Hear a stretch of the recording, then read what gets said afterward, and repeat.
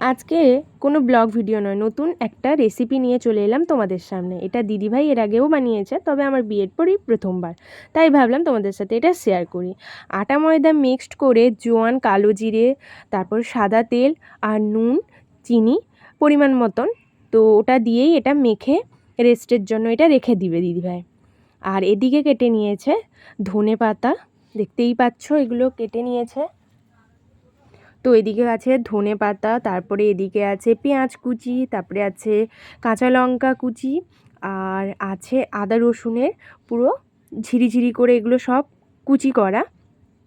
এগুলো কোনো পেস্ট হবে না, তোমরা দেখতে থাকো পুরো ভিডিওটি, আশা করি তোমরা বুঝতে পারবে। এই যে আদা রসুন কাঁচা লঙ্কা পেঁয়াজ, আর এদিকে হচ্ছে ধনে পাতা। চলো পরের স্টেপটা দেখাই।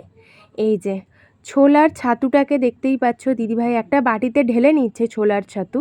তো ছোলার ছাতুটা ঢেলে নেওয়ার পরই তারপরে বাদবাকি যেগুলো কেটে রেখেছে মশলাগুলো না, ওগুলো কিন্তু দিয়ে মাখবে।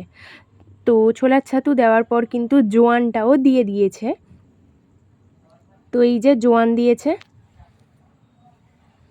তো জোয়ান দেওয়ার পর পরপর যেগুলো কুচিগুলো কেটে রেখেছিল না, পেঁয়াজ লঙ্কা ওগুলো সব, আদা রসুনের কুচি ধনে পাতা ওগুলো সব কিন্তু দিয়ে দিদিভাই এটাকে কি করছে তোমরা দেখতে থাকো পরপর, আশা করি তোমাদের ভালো লাগবে। তোমরাও চাইলে এটা খুব ইজি প্রসেসে বানাতে পারো, আর খুবই ভালো লাগে খেতে, পুরো দুর্দান্ত একটা সুন্দর চটজলদি রেসিপি। তো প্রত্যেকটা জিনিসই কিন্তু দিদিভাই দিয়ে দিল। তো ওই প্রত্যেকটা জিনিস দিয়ে দেওয়ার পরেই কিন্তু দেখতে পাচ্ছ কী দিল বলো তো, এটা হচ্ছে আচার, একটু আচারের তেল আর একটু টক আচার মিক্সড করা, তো ওটাও ওর সাথে দিয়ে দিল। তো প্রত্যেকটা জিনিস দিয়ে দিল, তারপরে পরিমাণ মতন লবণও দিয়ে দিয়েছে।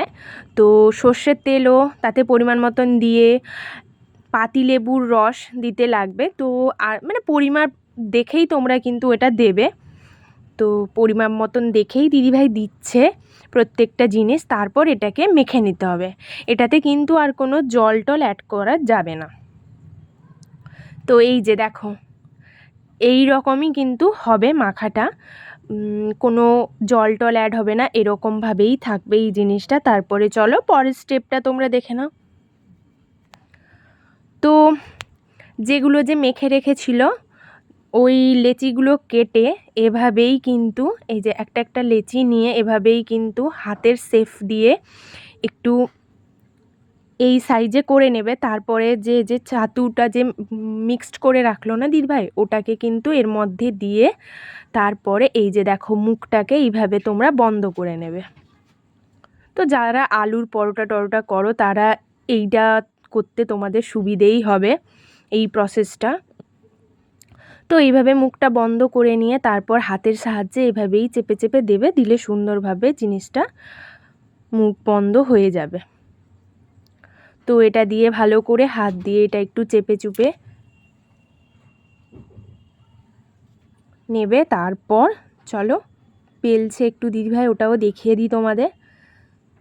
তো একটুখানি আটার গুঁড়ি নিয়ে নেবে অল্প, দিয়ে ওর সাহায্যেই তোমরা বেলে নেবে আস্তে আস্তে করে, যেহেতু পুরটা দেওয়া আছে তো আস্তে করেই বেলবে, নাহলে ফেটে যেতে পারে। আর এদিকে আমার দায়িত্ব হচ্ছে দিদিভাই যেগুলো বানিয়ে দিচ্ছে ওগুলোকে ভেজে নেওয়া। তো ওগুলোকে সাদা তেল দিয়ে ভেজে নেব আমি, তবে শুধু সাদা তেল না, একটু সর্ষের তেলও মিক্সড করেই ভাজছি, দিলে একটু লাল লাল টাইপের হয়, ওটা ভালো লাগে। সাদা তেল হলে অতটা লাল লাল মনে হয় না, তার জন্য সর্ষের তেল আর সাদা তেল মিক্সড করি। তো প্রথম দুপির আমি একটু সেঁকে নিচ্ছি, তারপরেই তেলটা দিয়ে ভেজে নেব। চলো তোমাদেরকে দেখিয়ে দিই। এই যে দেখতেই পাচ্ছ, দেখো সুন্দর করে ফুলেও, দেখতে পাচ্ছ কিভাবে ফুলেছে জিনিসটা। তো এই যে সুন্দরভাবে ফুলে গেল, এরপর আমি হটপটে রেখে দিলাম। তো চলো এবার ভেজে নিই এগুলো, আর ওদিকে দিদিভাই তো বেলছে জিনিসটা। তো চলো, আর এর সাথে কি দিয়ে খাবো চলো লাস্ট দেখিয়ে নিই। এই যে খেতে বসে পড়েছি নিয়ে।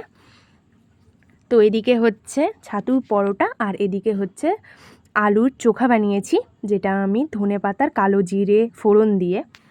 তো চলো আজকের রেসিপিটি তোমাদের কেমন লাগলো অবশ্যই কমেন্ট করে জানিও।